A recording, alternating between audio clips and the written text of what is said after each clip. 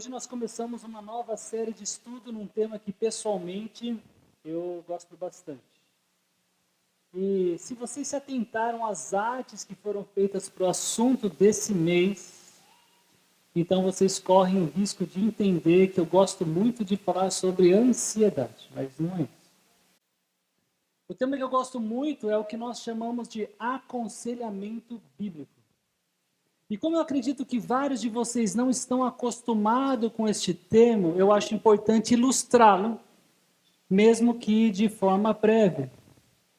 Aliás, um dia nós teremos uma matéria no Alicerce Bíblico chamada Introdução ao Aconselhamento Bíblico. Enquanto esse dia não chega, deixe eu lhes perguntar. Quando alguém busca a ajuda de um psicólogo ou de um psiquiatra, qual é o alvo dessa pessoa? Qual é o objetivo? Geralmente é para lidar com algum problema que aflige o bem-estar da pessoa. Então, tanto para ajudar na descoberta do problema, quanto na raiz da questão, também para solucionar a dificuldade, o problema. E nisso o aconselhamento bíblico não é diferente, mas há especialmente duas questões que fazem toda a diferença. A primeira delas é uma questão de definição. O que é bem-estar? Quem é que define bem-estar? Se sou eu que defino, então o bem-estar que eu busco, ele deve estar em conformidade com a minha vontade e os meus interesses. Se existe uma definição coletiva, ou seja, se algumas pessoas concordam que bem-estar pode ser padronizado num conjunto de estado de satisfação, então meu alvo é na busca por aconselhamento, na busca do aconselhamento, é estar dentro dessa perspectiva, desse conjunto estabelecido por este grupo de pessoas. Mas e se houver uma definição de bem-estar que é dada pelo Criador de todas as coisas? Se existe um Deus, e é Ele quem realmente sabe tudo que nos satisfaz, será que a minha definição, ou a definição de qualquer grupo dito profissional na área, consegue realmente suprir com o propósito da pessoa na sua busca de bem-estar? Será que o aconselhamento desse psicólogo ou desse psiquiatra será adequado ou suficiente? Então, o primeiro ponto da questão é de alvo. O alvo do aconselhamento bíblico não é pela satisfação pessoal, conforme o que acreditam e desejam os nossos corações enganados pelo pecado. O alvo do aconselhamento bíblico é o alvo que a própria Bíblia coloca para as nossas vidas. Refletir a pessoa de Cristo nos mais diversos aspectos da vida. Olha o que Paulo escreveu à igreja de Éfeso. E ele, Jesus, designou alguns para apóstolos, outros para profetas, outros para evangelistas e outros para pastores e mestres, com o fim de preparar os santos para a obra do ministério, para que o corpo de Cristo seja edificado, até que todos alcancemos a unidade da fé e do conhecimento do Filho de Deus e cheguemos à maturidade, atingindo a medida da plenitude de Cristo. Interessante pensar que se buscarmos o nosso bem-estar, a nossa felicidade, segundo a receita e o alvo de pessoas e filosofias que desconhecem ou ignoram o Criador, nós nunca solucionaremos os mais profundos problemas da nossa vida. E, portanto, nossas almas nunca teriam e sentiriam real satisfação. Por quê? Porque se Deus é verdadeiro e Ele não estiver com a ação que realmente satisfaz a nossa vida, então será impossível viver uma vida plena. Porque nesse caso, plenitude depende de considerarmos a presença de Deus no todo. O segundo ponto importante que eu quero destacar, e esses dois não seriam os únicos pontos, mas são os que eu quero destacar hoje, é que a Bíblia não é somente um livro para que saibamos como sermos justificados por Deus. Ela também é suficiente para lidarmos com os problemas que temos hoje. Quando ela é interpretada e aplicada debaixo da orientação e do poder do Espírito Santo, ela se torna um prato cheio para nos sustentar de uma sabedoria que transforma vidas e nos coloca no curso do real significado de viver plenamente, alegremente. Não existe um outro livro como a Bíblia, porque ela é a palavra de Deus. E ela tanto nos aponta para o alvo correto, como nos mostra o método correto, o verdadeiro jeito, ou melhor, o jeito verdadeiramente eficiente para lidarmos com as nossas dificuldades e os nossos problemas. A Bíblia é um instrumento que Deus preservou para que nós aprendêssemos a perspectiva do Criador de como viver adequadamente. Nesse ano, nós escolhemos esse mês para que os nossos estudos pudessem destacar a importância do ministério do aconselhamento bíblico na igreja.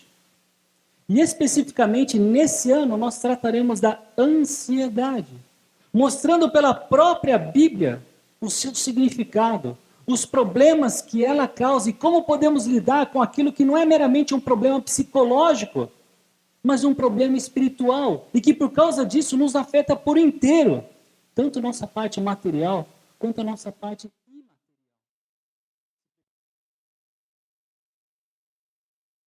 Especialmente hoje, eu quero apresentar para vocês a perspectiva bíblica de como devemos entender as pessoas. Por quê? Primeiro, porque o mundo oferece mais de 250 modelos para compreendermos a personalidade humana. Todos esses modelos são teorias formuladas por gente como eu e vocês. Criaturas.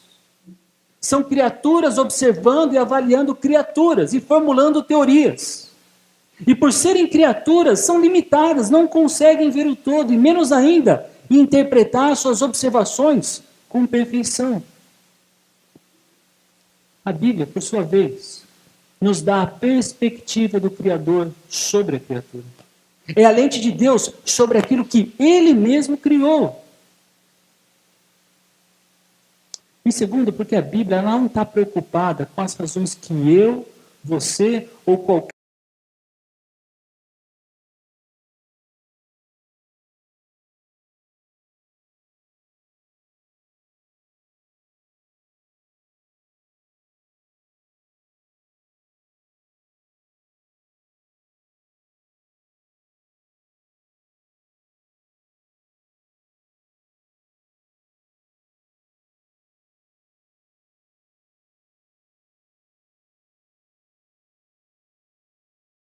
Criador, ela é abrangente o suficiente para incorporar o ser humano como um todo. Nós não somos somente um aglomerado de células ambulantes. Nossos pensamentos não são somente sinapses nervosas. Nossas emoções não são somente o resultado de hormônios em ação e reação. Quando entendemos as pessoas biblicamente, compreendemos que não existe como segmentar a parte material da parte imaterial da nossa personalidade. Como se fossem duas categorias heterogêneas que não se misturam. Por quê? Porque nós somos almas com corpo. O reino material é a forma de manifestarmos nesse mundo uma parte do reino espiritual, da parte imaterial. Não podemos tratar a manifestação da personalidade humana como se elas fossem ora material, ora imaterial. Do tipo, isso aqui é espiritual, isso aqui não é. Algumas pessoas veem exatamente assim. Ou seja, reconhece que existe uma distinção entre uma esfera ou uma dimensão material e uma dimensão espiritual ou imaterial. No entanto, o tipo de relação é quase que como se elas nunca estivessem trabalhando juntas e ao mesmo tempo. Outras pessoas, eu diria, se aproximando um pouco mais da verdade, elas pensam assim, olha, existe uma parte espiritual e uma parte material, em alguma medida elas se sobrepõem, elas se relacionam, existe uma relação, Ou seja, ainda separa a relação do material com o imaterial do ser humano. Isso é melhor do que o primeiro, mas ainda não está totalmente correto. O que a Bíblia nos mostra é isso daqui. Que existe uma realidade material e também uma realidade imaterial. Mas a realidade material é maior e ela engloba a realidade material. Na verdade, a realidade material é a manifestação visível e concreta de uma parte desse mundo espiritual. Por isso, nada do que acontece nessa realidade material deixa de ter envolvimento com a realidade espiritual. E como é que eu sei que a realidade espiritual e material é maior do que a física, do que a material? Há vários trechos bíblicos que provam isso. Mas um bom exemplo que eu posso usar é sobre o próprio Deus. Jesus, quando ele estava conversando com uma mulher na região de Samaria, ou Samária, ele disse: Deus é Espírito, e é necessário que os seus adoradores o adorem em espírito e em verdade. Jesus, ele fazia referência a Deus Pai. E ele, Deus, é Espírito, e existe como Espírito, e ele não está sujeito ao material. O mundo material é que está sujeito ao mundo imaterial. Um outro exemplo, somente citando, Jesus ele disse num determinado momento que ele conhecia Abraão, porque ele já existia, mesmo tendo Abraão vivido cerca de 2000 anos antes de Jesus nascer. Jesus não existia materialmente, mas imaterialmente. Querem mais um exemplo? Antes que o mundo em que vivemos, material, existisse, já havia uma dimensão espiritual. Deus já estava presente, anjos já estavam presentes, eles estavam na ativa, mas ainda não existia nada como o que a gente enxerga de físico. Quando observamos quem nós somos conforme Deus ensina, nós concluímos que o objetivo do aconselhamento não pode ser meramente para o alívio de sintomas, mas para sermos semelhantes a Cristo. O objetivo não é somente ser curado de uma depressão, de um luto, um transtorno, um mau hábito, um trauma, uma fobia. O objetivo é que sejamos mais como Cristo. A solução final vai além de mudar hábitos. O foco vai além do que os nossos olhos conseguem enxergar. O foco vai até a alma, o imaterial. E é por isso que eu quero passar para vocês uma anatomia bíblica da nossa alma. Quando compreendemos melhor quem nós realmente somos, a perspectiva do Criador, então nos tornamos capazes de diagnosticar os problemas que enfrentamos de uma forma positivamente diferente.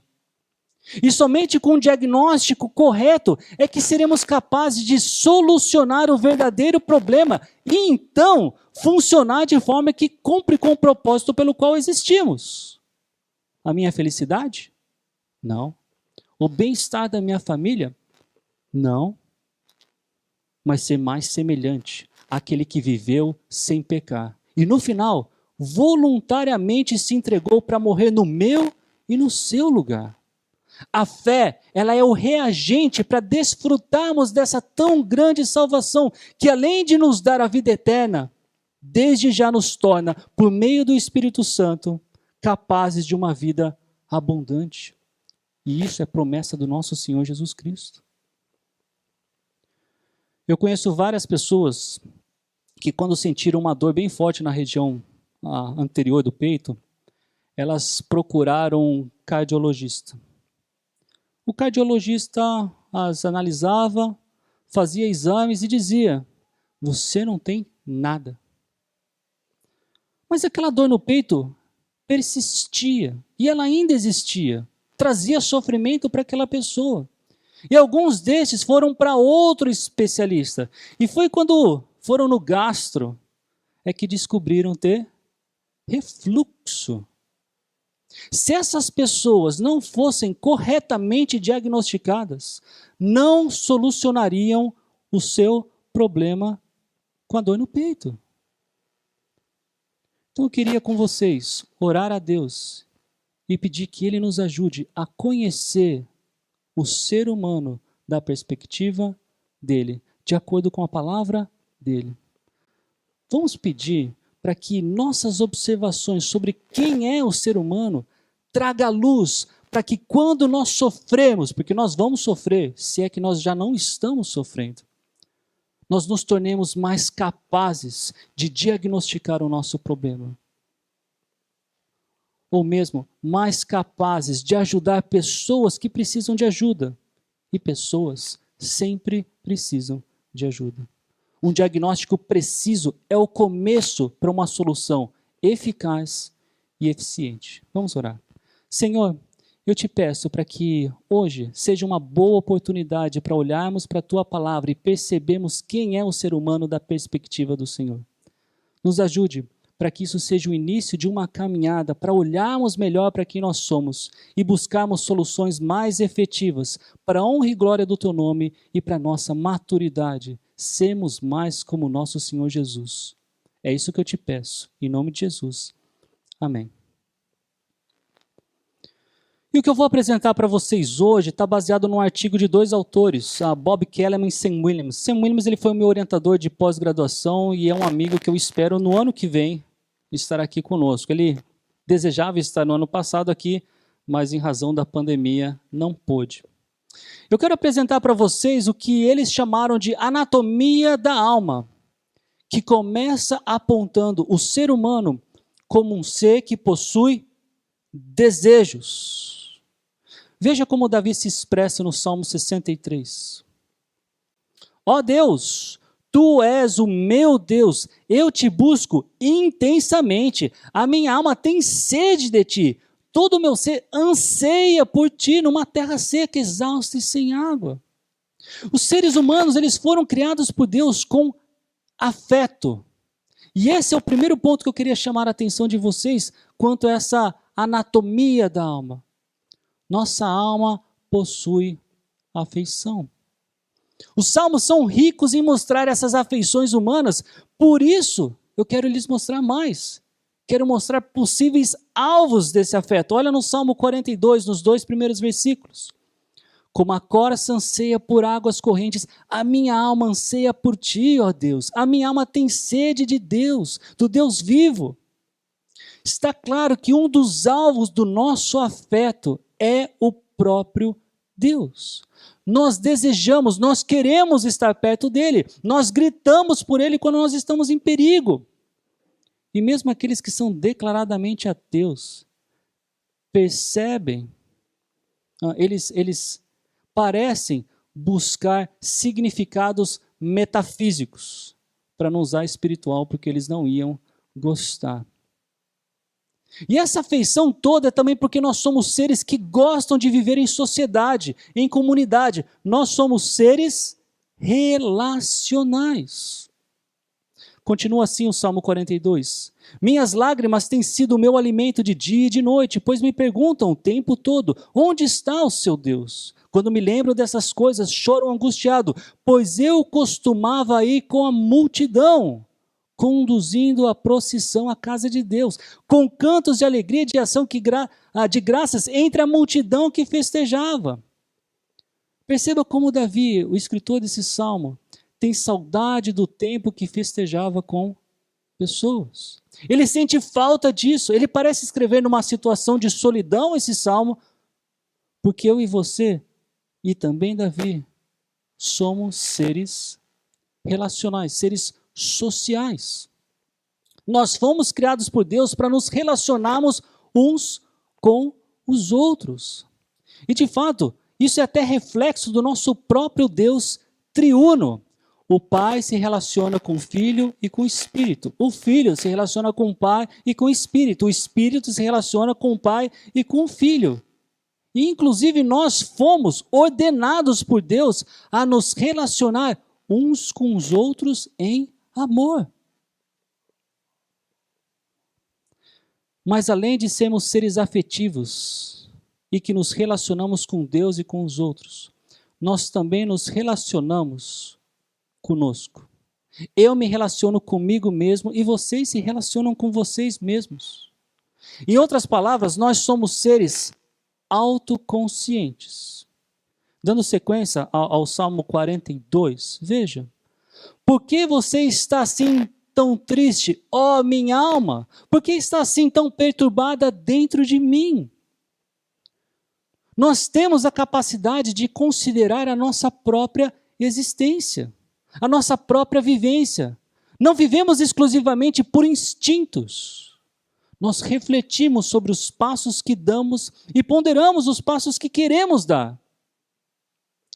Nós, inclusive, somos convocados a refletir sobre nós mesmos com precisão. Vejam, em Romanos, capítulo 12, versículo 3, pois pela graça que me foi dada, digo a todos vocês, ninguém tenha de si mesmo um conceito mais elevado do que deve ter. Mas, pelo contrário, tenha um conceito equilibrado, de acordo com a medida da fé que Deus lhe concedeu. Então, além de sermos seres afetivos, sociais ou relacionais, seres autoconscientes, nós também somos seres racionais. Nós pensamos, nós avaliamos, nós somos capazes de perceber o mundo ao nosso redor e fazer juízo. Nós somos convidados por Deus para pensar, para entender o padrão dos nossos pensamentos, para renovar as nossas mentes, como disse o apóstolo Paulo nos 2 versículos antes desse. Esse raciocínio que nós temos, ele nos permite, com o poder de Deus, interpretar a vida através das lentes do Criador. O bem-estar que eu busco é o bem-estar que Deus define. A felicidade que eu tanto desejo não é a felicidade que eu estabeleço, mas a que Deus já definiu.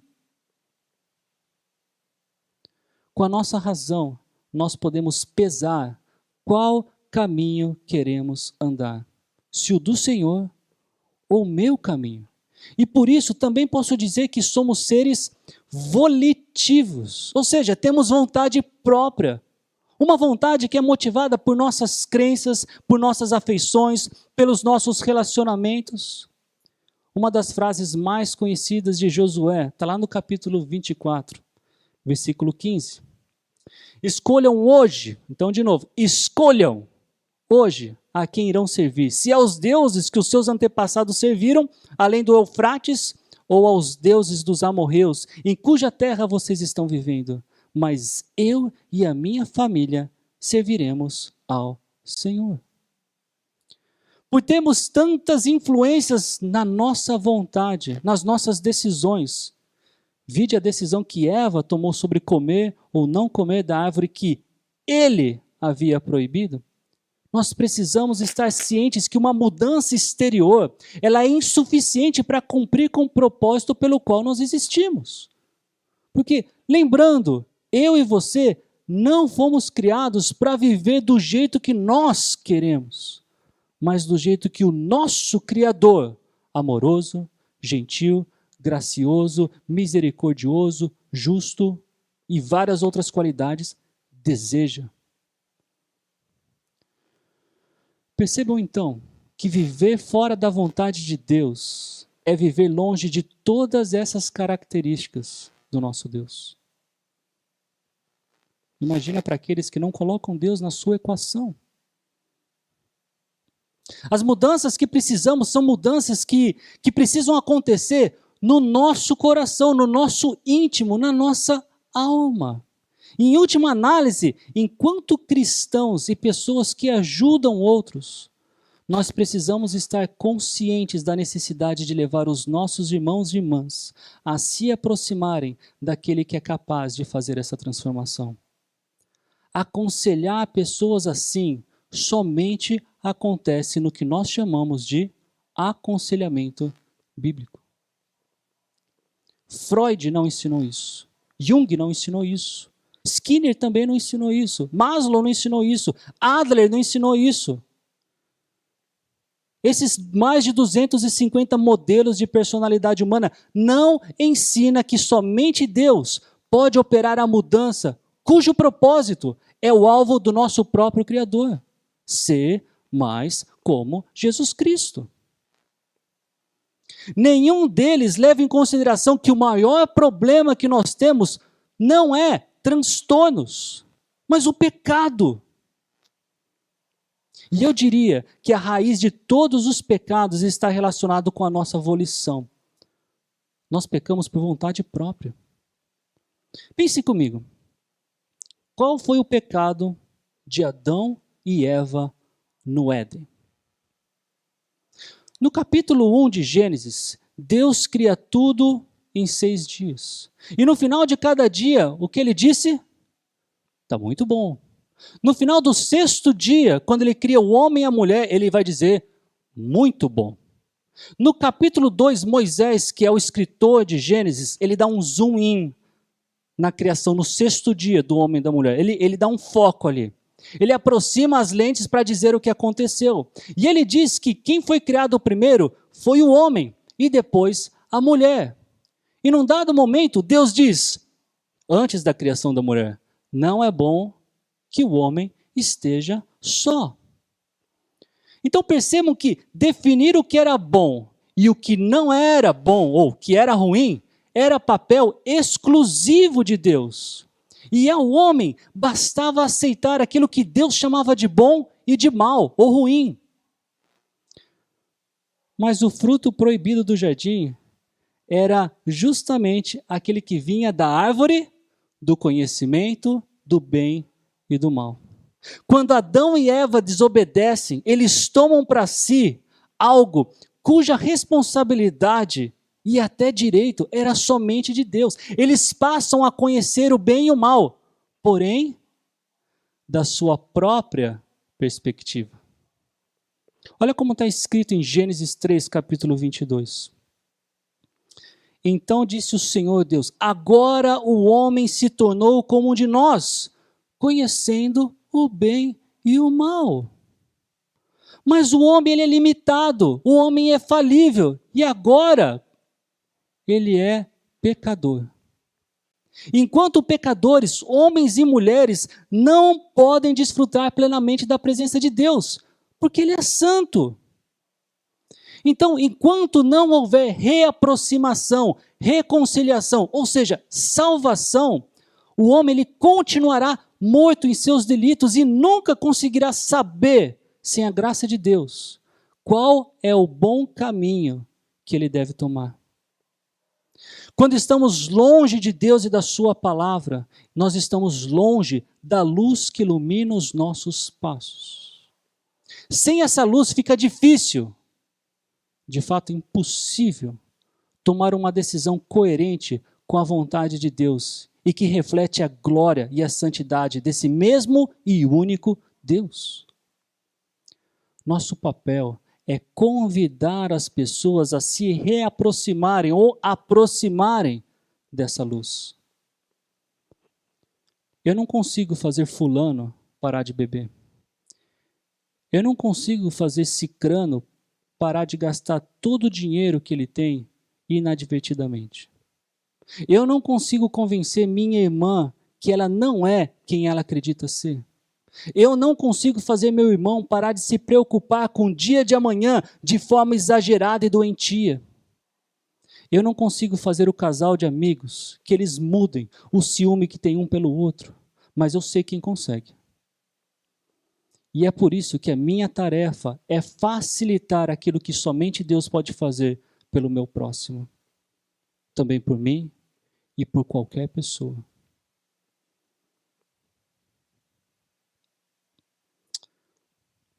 Uma frase desse artigo.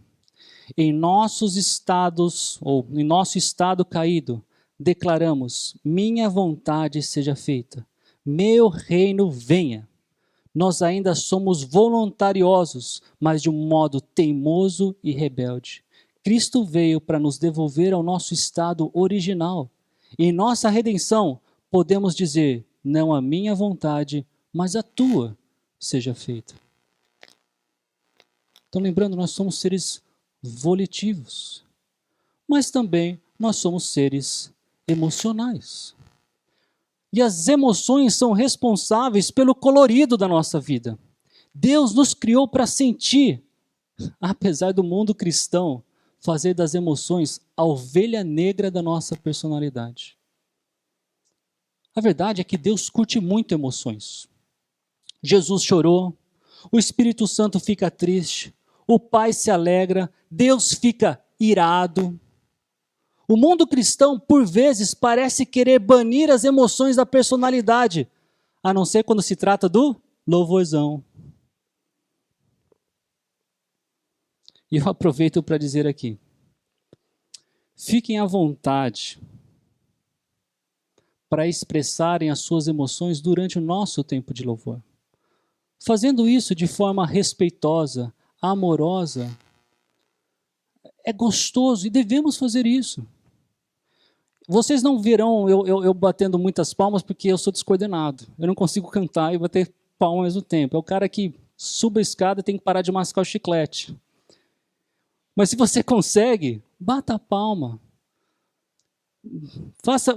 Expresse as suas emoções, como eu disse, de forma respeitosa, de forma coerente com o contexto, coerente com a canção.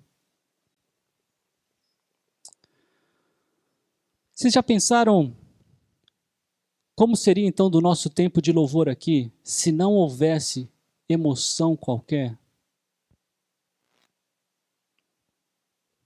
Tu és tremendo, Senhor. Eu não sei como seria, mas com certeza seria chato. As Olimpíadas estão rolando lá no Japão. Imagino que vários de vocês, se não todos, estão acompanhando alguma coisa. Já pensou torcer sem emoção? Como é que seria isso? Gol. Passou a bola. Eu não sei. Ponto. Enfim, eu estou tentando aqui porque é difícil até, não tem como separar. Também vocês que já fizeram algumas viagens, em alguns lugares tem aquele passeio de buggy. A frase do motorista tipicamente é com emoção ou sem emoção. Deus nos fez para expressar nossos sentimentos e nossas emoções. Mais uma vez, o livro dos Salmos, ele é incrivelmente rico para percebermos isso. Tem salmo alegre, tem salmo de lamento, tem salmo de louvor, tem salmo cujo desejo do salmista é que Deus fulmine o adversário dele. Quer saber mais uma característica dessa anatomia da alma? Eu já falei, mas eu vou repetir. Nós somos seres encarnados. Uma outra forma de dizer a mesma coisa seria dizer que nós somos seres incorporados. O Pai é espírito, mas Ele nos criou sendo espíritos encorpados ou incorporados, com corpo. Deus, Ele é infinito, nós somos limitados. Ele é divino, nós somos como pó. Deus não precisa de nada, nós somos dependentes. E nesse mundo, nossa existência, ou melhor, a manifestação da nossa existência depende de um corpo que é frágil, que é limitado. Existe uma relação muito complexa entre nosso corpo e a nossa alma. E quando conhecemos a palavra de Deus, percebemos que não podemos negligenciar nenhum nem outro. Precisamos comer saudavelmente, precisamos nos exercitar. Muitas vezes precisamos de remédios. Agora, por exemplo, eu estou esperando pela minha segunda dose, porque eu desejo a minha segunda dose da vacina.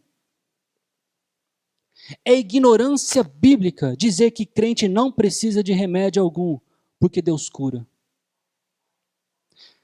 E é verdade que Deus cura, mas Ele também faz isso por intermédio de remédios. E sua graça comum, dando conhecimento para pessoas que, inclusive, não o reconhecem como Deus, como Salvador.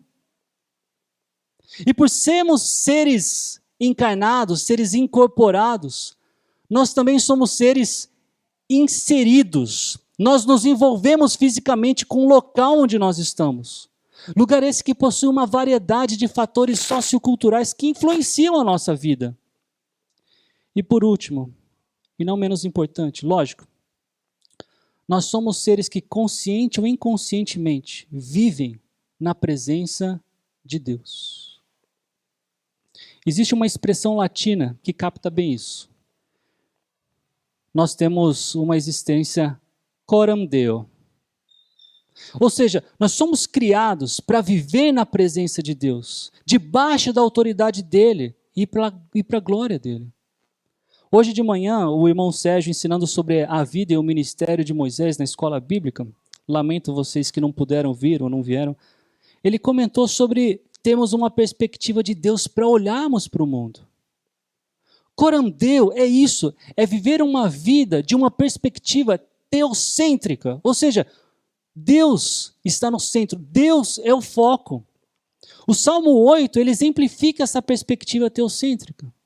Davi, logo no começo do Salmo, ele começa a descrever a majestade e a glória de Deus. E aí no versículo 4 ao versículo 6, ele faz com essa perspectiva sobre quem é o Senhor, considerando sobre o homem. E ele faz essa pergunta: quem é o homem para que com ele te importes? E ele vai fazer outras perguntas. Com uma visão teocêntrica, com uma perspectiva divina, nós somos capazes de avaliar corretamente o valor das coisas. Uma das frases que eu mais digo para vocês é: quanto mais conhecemos a Deus, mais conhecemos quem nós somos. Davi sabia que foi o Criador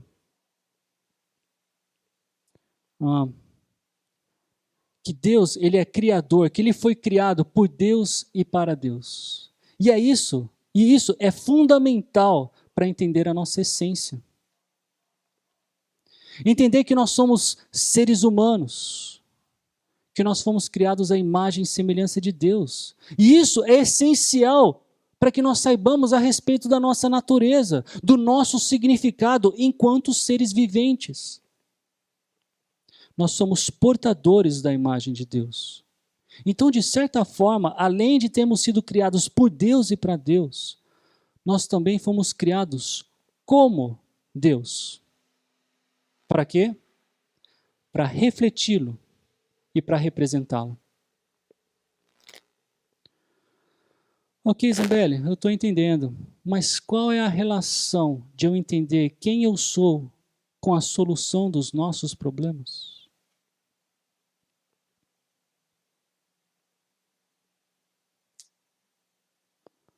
Como já vimos, se eu não souber quem eu realmente sou, será impossível ter um diagnóstico correto. E com um diagnóstico incorreto, não haverá cura, não haverá solução efetiva para o problema, para o sofrimento. Eu tenho um cachorrinho em casa. E por mais que eu goste dele, meu sentimento por ele é bem diferente do sentimento que eu tenho pelos meus filhos. Quando meus filhos estão doentes, com orientação médica, eu dou aspirina, eu dou Tilenol, eu dou ibuprofeno. Quando meu cachorro está doente, eu não dou aspirina, Tilenol, ibuprofeno. Por quê? Porque meu cachorro é um cachorro. O organismo dele é de um cachorro. Eu não confundo o meu cachorro com os meus filhos. Eu vou dar os remédios que o meu cachorro precisa, que é para a fisiologia do cachorro. Não é porque funciona para o Homo sapiens, é que vai funcionar para o Canis lupus familiares. Parece óbvio isso, né? Mas infelizmente não é. Porque influenciados pela sociedade, nós nos esquecemos que somos seres materiais e imateriais. Que somos seres encarnados, ou seja, que não somos somente algo físico. Nós nos esquecemos que somos seres que vivem coram Deo. E esse esquecimento traz soluções equivocadas ou insuficientes para superarmos os nossos sofrimentos. Vocês querem um exemplo? Imaginem 3 irmãs. Maria, Juliana e Jaqueline. Jaqueline é a caçula. Nenhuma delas é cristã. E aconteceu que Jaqueline, ela morreu num acidente de carro. Maria e Juliana, elas foram para o velório. E lá, Maria, ela fica devastada a ver a sua irmãzinha num caixão. E por causa daquela situação, ela começa a pensar se de alguma forma Jaqueline ainda continua existindo.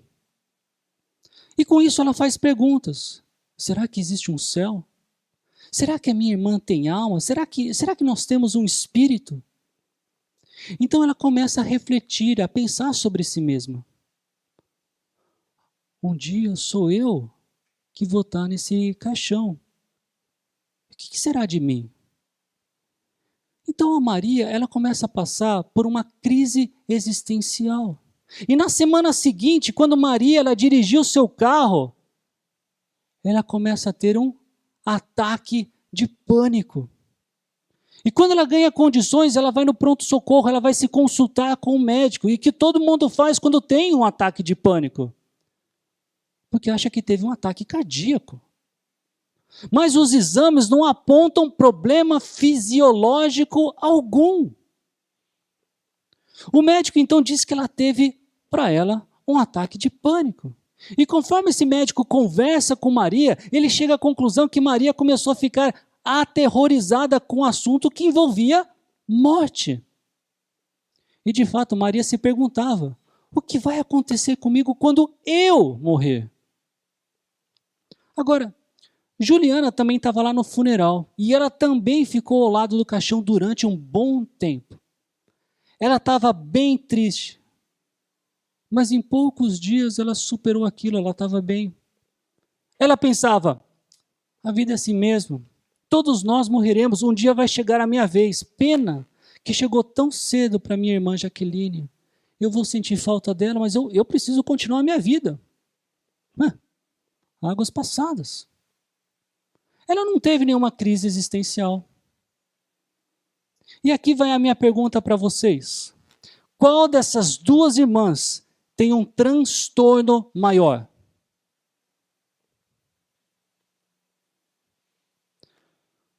Aqueles que desconsideram e ignoram Deus vão dizer: obviamente, Maria. Agora, se Deus existe, será que o normal não seria que essa pessoa tivesse algum medo da morte?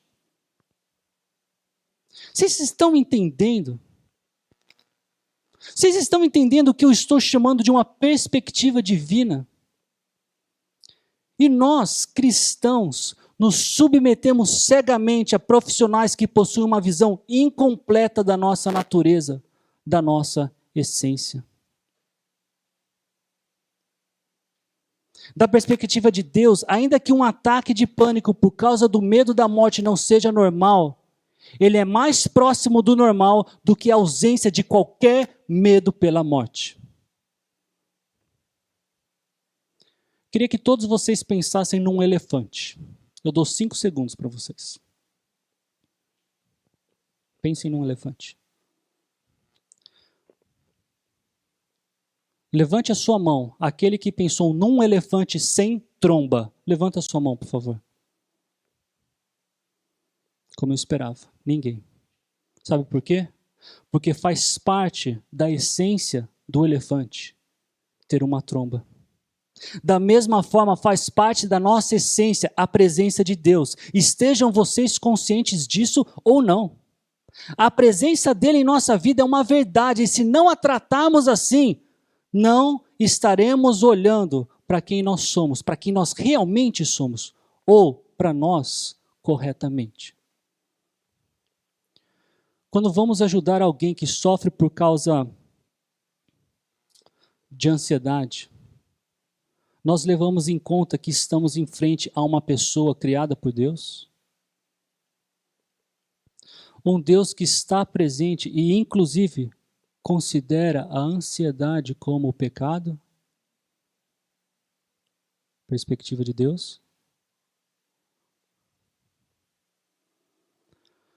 Nos próximos 4 domingos desse mês, nós vamos estudar trechos bíblicos que falam explicitamente da ansiedade. Eu espero E peço que vocês orem para que todos nós tenhamos uma compreensão divina. Que nós tenhamos as lentes de Jesus Cristo para entender e ajudar as pessoas.